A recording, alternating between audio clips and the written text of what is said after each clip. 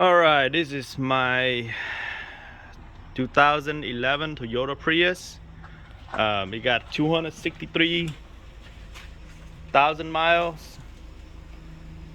Um, the head gasket overheat before. I placed steel seal in it, fixed the problem. Now I got overheat again. I tried a steel seal, problem didn't go away. I run it without a thermostat, and after about 10 minutes, the temperature would go up to like 260 and bubbling. Well, I thought I might have a clogged up radiator, so I swapped out a radiator. Problem didn't go away.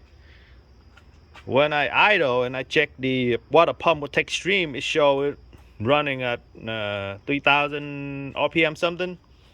Well, I thought it might be just showing me intermittent, like sometimes works, sometimes it's not. When it comes to motor, I go ahead and order a water pump from Amazon, put it in, problem went away. I was driving on the highway for 15-minute testing, and the temperature stayed at about 154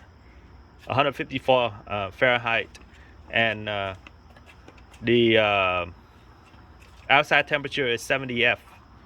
Anyways, so the problem was the water pump. I'm gonna go ahead and put the thermostat back in and put them all back together.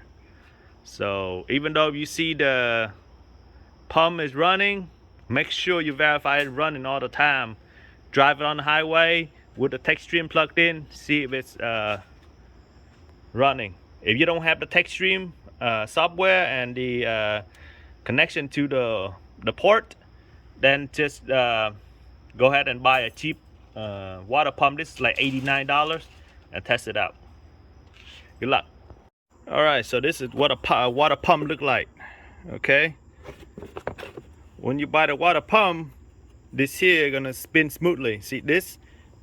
I struggle to turn it. Okay, so I have to grip on it to turn. But on the new one, you can spin it freely. To remove it, it's gonna be 1, 2 bolt, 3 bolt, 4 bolt, 5 bolt, and it's a 12 millimeter. So you're gonna have to have a deep socket and some very length here. You can remove it from here. It'll be snug, and then of course you have to wiggle it out. Okay. The bottom one, if you remove the wheel well skirt, whatever that is, you can have access to this a lot easier. Actually, here it is.